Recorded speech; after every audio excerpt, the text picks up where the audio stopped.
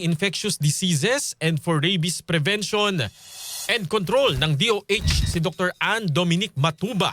Good morning po, Dr. Ann. Si Xander po ito at si Angel. Magandang umaga po, Sir Xander at Ma'am Angel. Salamat po sa inyong paanyaya. Opo. Ngayon po ba, ilan na po yung datos ng Department of Health sa mga tinamaan po ng leptospirosis? Yung bagong data lamang po na mayroon po tayo.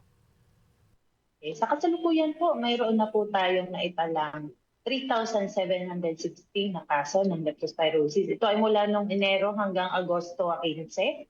At sa 3,760, mayroon na pong 247 na namatay sa buong bansa. Pero ito po ba, Doc, ay mas mataas kung ikukumpara po natin nung nakalipas na taon? Kumpara po sa nakaraang taon, nasa 42% na mas mababa po siya. Kasi last year, nasa 6,000 po yung naitala natin sa same po na period o mula Enero hanggang Agosto nung nakaraang taon. Kumbaga po yung 42% halos kalahati po, no? Although hindi natin ipinagdiriwang, pero in a way po, no, kumbaga statistically speaking, bumaba po. Ano ko kaya yung mga salik, mga factors po bakit po bumaba yung bilang?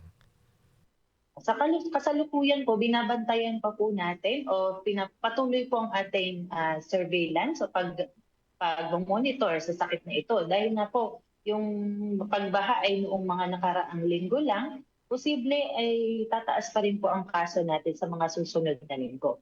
Dahil ang leptospirosis po, pwede po siyang lumabas ang sintomas mula 2 araw hanggang 2 linggo. Yung iba naman po umaabot ng 1 buwan bago lumabas ang sintomas. Okay po. Doc, kasi ngayon, ang sinasabi sa balita, napapanood po at naririnig natin, punuan na po ang NKTI. Saang mga lugar pa po dito po sa ating bansa ang nakakaranas ng mataas na kaso ng leptospirosis? Kasi sa ating mga kababayan, siguro kailangan pa po nilang malaman na hindi lang po NKTI ang ospital na pwedeng tumanggap ng mga kaso ng leptospirosis. Sa katunayan po, mayroon po tayong 33 na DOH hospital sa NCR, Region 1, 2, and 3, pati na rin po sa Cordillera na nag-activate po ng tinatawag pong leptospirosis fast lane para po sila ay agad na masuri, ma-diagnose at mabigyan din po ng gamot kapag sila po ay nakararanas ng sintomas ng leptospirosis. So, ang DOH po ay patuloy na pinapalakas ang kapasidad ng ating mga referral hospital, katulad na rin po ng mga dialysis units, pati na rin mga kailangan pang gamot para sa leptospirosis. So hindi lang po NKTI ang ating ospital na kayang maggamot ng leptospirosis. Nasa 33 ang mga ospital po na pwedeng mapuntahan nila. Banggitin ko lang po yung ilan Yes, na ma'am. pwede Opo, nilang para mapuntahan makatulong sa tayo. Metro Manila. Dahil nga po marami pong pagbaha din po dito. Meron po tayong, pwede po silang magpunta din sa East Avenue, sa Quirino Memorial Medical Center, sa Jose Pabella, San Lazaro Hospital, Valenzuela Medical Center, Tondo Medical Center, Las Piñas General Hospital, Amang Rodriguez, Rizal Medical Center, Jose Reyes Memorial Medical Center, pwede rin po sa Lung Center of the Philippines, Philippine Children's Medical Center, RITM, Philippine Heart Center, tsaka National Center for Mental Health. Sa ibang rehiyon naman po na nakaranas ng pagbaha tulad ng Region 3, meron po tayong Talavera General Hospital, Bataan General Hospital, pati na rin po yung Johnny Villanueva General Hospital. Sila din po ay pwedeng manage o tumanggap ng mga kaso ng leptospirosis. Nakikita po yung listahan sa Facebook page ng Department of Health Philippines. I-search lang po nila. Pasuyo na lang din po, pa-like and share para mas makita din po ng ating mga kabarangay ang listahan na ito. Opo. Ma'am, would you know anong mga regions po yung medyo mataas din po ang leptospirosis? Yung at least top 3 po or 5? Ngayong taon po, simula nung Enero, ang pinakamataas po na kaso ay sa NCR, Region 2, pati ang Davao Region din po. NCR, Region 2, Cagayan Valley, and Davao Region. Davao.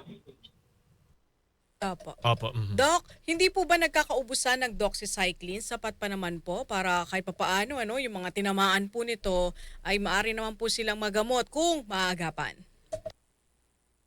Minomonitor din po namin ang supply ng doxycycline, lalo na sa ating mga health center sa Metro Manila.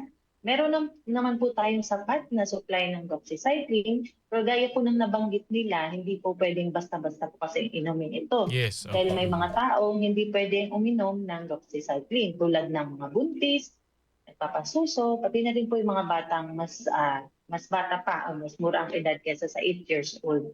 Kaya mahalaga po ang pagpakonsulta.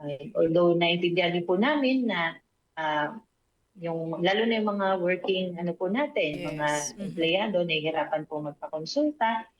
Pero pinapayo po talaga namin na kapag napasulong po sila sa baha ay within 24 to 48 hours o 1 to 2 days ay makapagpakonsulta na po sila kasi para maiwasan din po ang pagkakaroon ng sakit nito. Prevention pa rin po ang mas epektibong pamamaraan at hindi po tayo mas mapapagastos kumpara kung ma-hospital po tayo.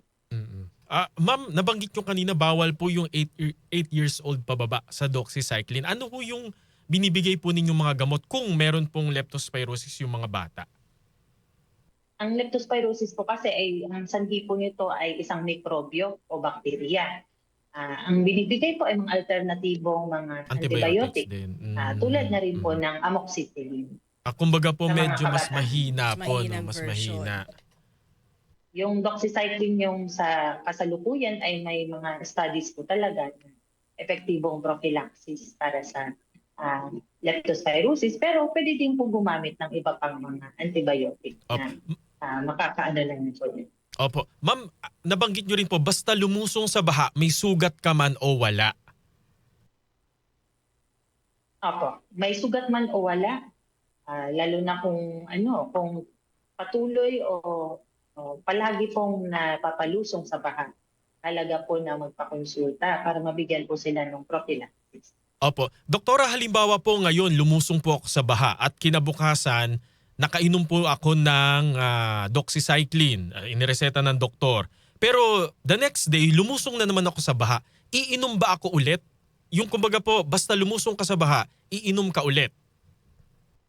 Kapag wala po siyang sugat, o hindi po na-expose yung hindi siya nakainom ng tubig baha, o hindi natalsikan yung kanyang mga mata, yung mga mucous membranes po kung tawagin.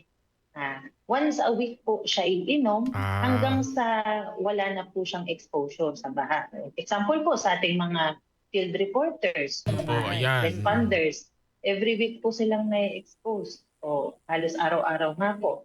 Kung wala po silang nakikitang sugat sa katawan, hugasan po nila agad ang kanilang katawan gamit ng malinis na tubig at sabon. And every week po sila iinom hanggang sa mawalan na po sila ng exposure sa baha. Opo, kumbaga hindi unli inom. Oo. Opo. Dok, halimbawa ito naman, yung tanong ng ilan, paano kung halimbawa may matira from, di ba, siguro sanay na silang binabaha yung kanilang bahay. Paano Lagi kung naman ganun eh. may natira na doxycycline, okay lang po ba yun na ituloy nila o kinakailangan talaga na magpakonsulta muna sila? Sorry, paano pong natira? Parang Nagnatirang May gamot, stock- may stock sila ng sa bahay. doxycycline. Ganon. Okay. Ideally po kasi ay nauubos po nila kung ano yung naireseta. Example po, ang nireseta sa kanila ay 3 days, dapat po ay may inom nila sa loob ng 3 araw.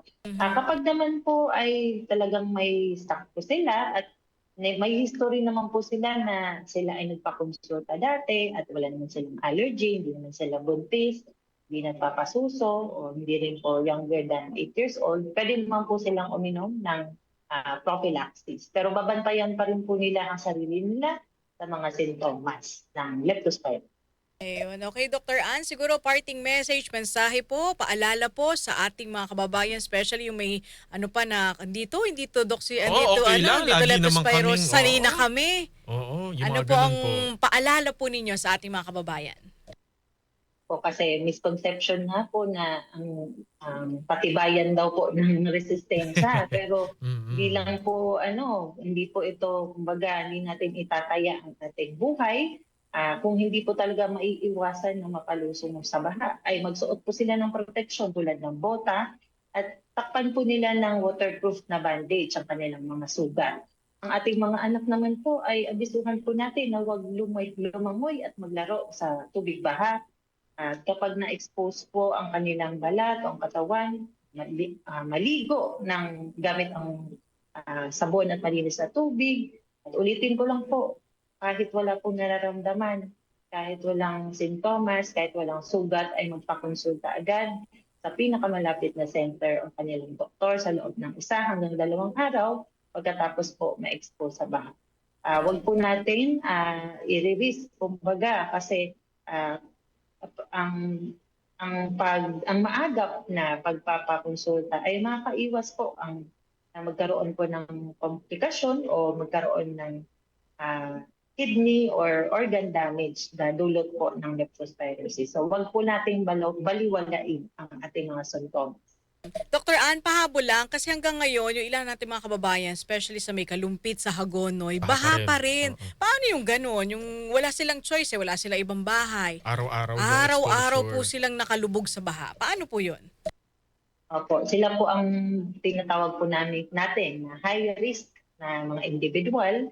Kapag wala po silang sugat, katulad po nung nabanggit kanina, every week po sila iinom ng 2 capsules ng doxycycline hanggang sa mawala na po yung baha. Pero kapag po may sugat po sila, ibang na po yun, ibang dosage po. Balik, kapag may sugat, 3 hanggang 5 araw po sila iinom ng 2 capsules bawat araw. Opo. Doktora Ann, Thank you, alam na Doc. alam yan ni Doktora Matuba kasi kayo po ay yung doctor to the barrio noon. Wow. Opo, sa Southern Leyte po ako lang. Expose na expose si Doktora Ann dun sa kalagayan ng mga kababayan nating medyo kapos, no? Maraming salamat po sa inyong Opo, serbisyo, ma'am, thank you. Dr. Ann. Bagay na bagay po kayo sa inyong katungkulan po ngayon. Maraming salamat po. Ingat po palagi. Thank you, ma'am. Nakausap po natin si Doktora Ann Dominic Matuba. Siya po ang National Program Manager